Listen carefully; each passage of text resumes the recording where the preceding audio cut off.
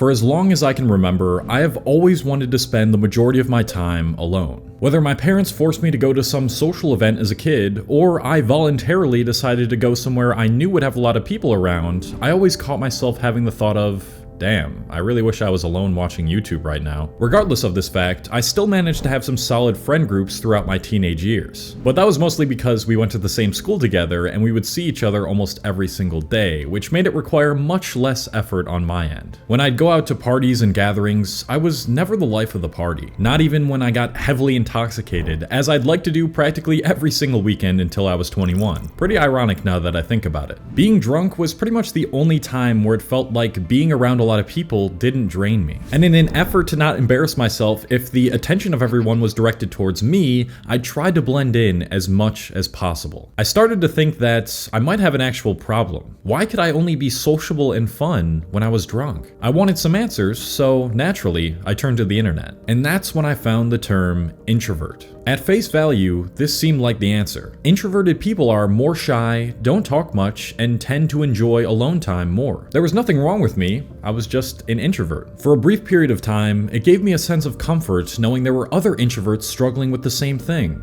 until I started to feel envious. With my newfound introvert label, I was convinced there was nothing I could do to become that guy that can grab the attention of everyone in the room, effortlessly form a conversation, and be confident in himself even amongst the most intimidating of people. Only highly extroverted people were capable of doing that. I was stuck in this mindset of no matter what I do, if I'm around a big group of people, then my palms will start sweating and I'll get anxious and I won't know what to say, all because I'm an introvert. One day, as my mom was packing up boxes of stuff in my childhood house because we were getting ready to move out, she came across an old scrapbook of photos of me when I was a little kid. And when I looked at it, I saw a completely different Cole. Memories of me being super hyper and rambunctious and acting how I wanted to act no matter who was around started to flood my brain. I couldn't stop asking myself, where did this energetic, sociable Cole go? And that caused me to reevaluate what I had been telling myself and dive deeper into the whole idea behind being an introvert. And when I did that, I realized that yes, I am in fact an introvert, but that had absolutely nothing to do with my socializing problem. My socializing problem stemmed from the fact that I had developed social anxiety. And this is one of the biggest excuses I hear people make on the internet. I wish I could be better at talking to people, but I'm an introvert. I wish I wasn't introverted so I could be better at socializing. It is one of the most limiting, inaccurate mindsets you can adopt. There is a massive difference between being introverted, being socially awkward, and having social anxiety. Being introverted means that you feel drained after being around a lot of people for a while and you need to be alone to recharge.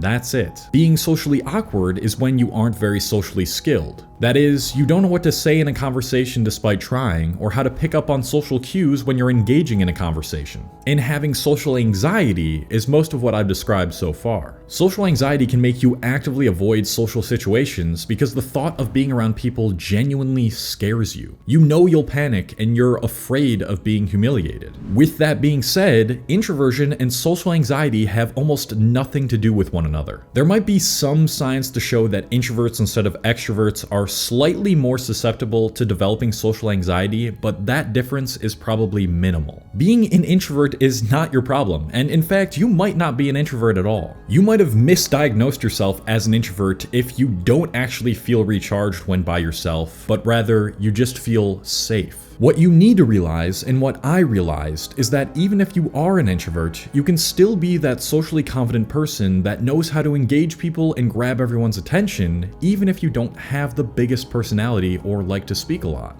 I've already talked about how to become a better conversationalist and put yourself in the right frame of mind when approaching conversations with people in several other videos, so today I want to dive deeper into the social anxiety part specifically. Humans are social creatures, and whether you are introverted or not, we all thrive with at least a little bit of social interaction and community. This anxiety that you have when being around people isn't innate, you weren't born with it. Something must have happened to you either in your developing years or more recently that caused you to develop this negative learned response to being around people. After I realized this, and after a lot of research and experimentation, I found two ways that helped me eradicate my social anxiety almost entirely. But first, let me go over the most most basic level that needs to get fixed before you can even get into those two ways, which is getting adequate sleep and not having any nutrient deficiencies. When I was only sleeping 5 to 6 hours a night and I had a poor diet, it was virtually impossible for me to talk to people, and my anxiety flared up much worse. One of the biggest culprits for low quality sleep and lower testosterone rates in men, which can cause anxiety, is not getting enough magnesium. And that is where Magnesium Breakthrough comes in. One of the most important minerals to reduce stress, fatigue, and get better sleep is magnesium. And it's estimated that there's around 50% of people in America that are not getting enough magnesium in their diet. With Magnesium Breakthrough, you're getting all 7 essential forms of magnesium into one effective supplement.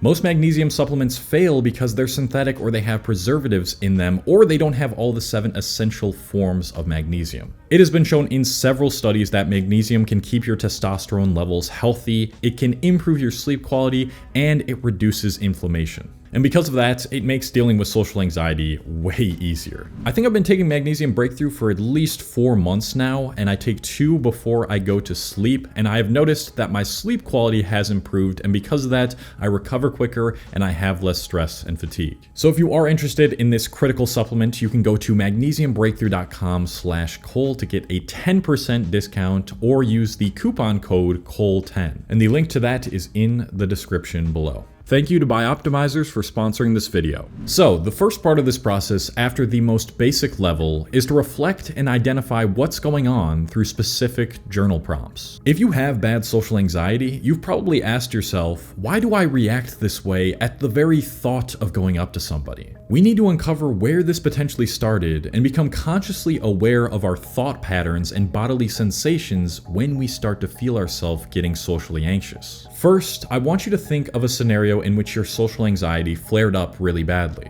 Then, in a journal, ask yourself these questions. Where were you? Who made you get the anxiety? What happened in the situation? Describe in words how it made you feel. What did each part of your body feel like? And what thoughts were running through your head? If you're having trouble answering these right now, it might be best to try and answer them right after you experience a social situation in which your anxiety flared up really badly. This will be easier than trying to recall old memories because you are now actively making it a mission to become consciously aware of what happens when you start to feel socially anxious. And this will make you much more in tune to your sensations, thoughts, and feelings. Answer these questions in as much detail as you can in your journal. Then, I want you to think of how this might have been formed. If you've had humiliating experiences or experiences of being abused or emotionally harmed in social situations, then that can express itself as social anxiety, fear, and avoidance of social situations. This often happens early on when you're a kid or a teenager and you've been bullied or you embarrass yourself and you didn't have a friend or a caretaker to help talk you through it and support you. That experience or experiences left such a big impact that it permanently imprinted in your brain that if you go into a social setting, you are putting yourself in danger. Part of healing from that traumatic experience requires that you revisit that experience when you feel comfortable and safe, make yourself realize that it is in the past and that people aren't actually judging you the way you think they are. The truth is, even if you do embarrass yourself, 99% of the people that you do that in front of will just forget that after like an hour and go on about their day. People are not evil creatures looking to humiliate and judge you. That is a trauma response from your past, and you need to come to terms with that.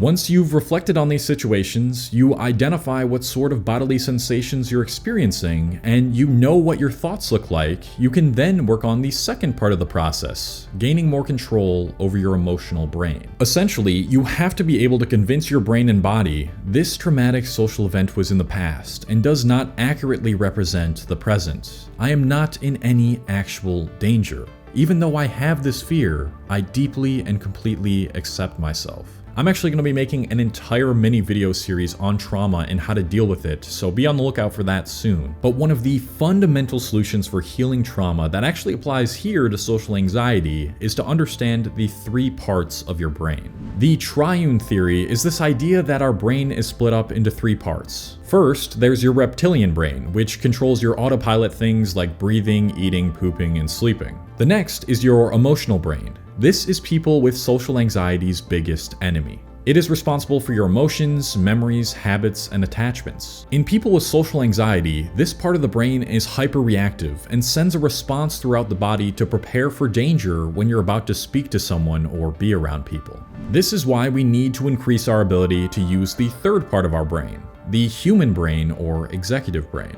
This is the part of the brain involved in emotional regulation, planning, and abstract thinking. The more you can identify when your emotional, irrational brain is firing off, separate yourself from your thoughts, and really allow yourself to feel those bodily sensations and calm yourself down and be more present, the less social anxiety will have control over you. There's several different methods to do so, but all of them require your breath or body in some way, and they're all free. The first, and this is why I talk about it so damn much, is meditation. Mindfulness meditation has been proven to induce gray matter changes in your brain. Essentially, it improves your ability to regulate your emotional brain because it rewires you to be more present and improve the control you have over your thoughts and feelings. I have guided meditations on my Patreon that I've made myself, but there are plenty of free guided meditations apps like Calm and Headspace if you don't know where to start yourself. This is a must-do every day if you experience social anxiety. I cannot begin to tell you how much meditation has changed my outlook on anxiety and improved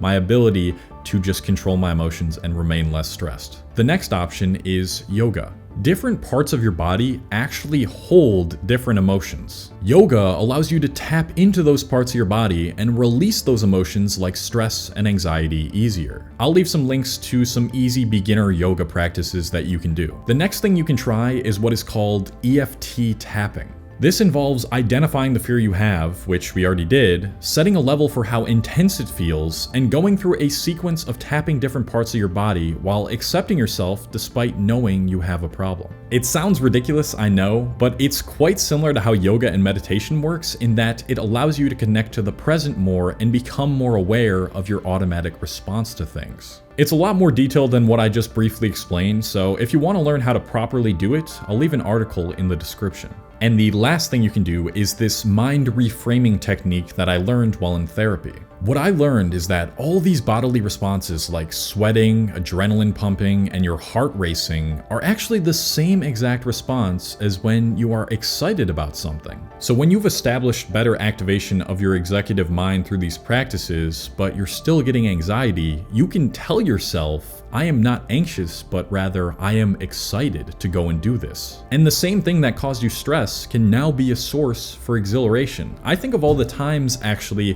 when I've approached women in the past and I'd get anxiety, my adrenaline would pump, my heart would start racing, I'd get sweaty. But when I told myself this is exciting and fun and this is the type of feeling that I need, then I was so much more willing to go and do it and have a better conversation. And the same thing that caused you stress can now be a source for exhilaration. Consistently tell yourself that my mind and body is doing this because it's excited to meet new people, and eventually you will convince yourself that this is true.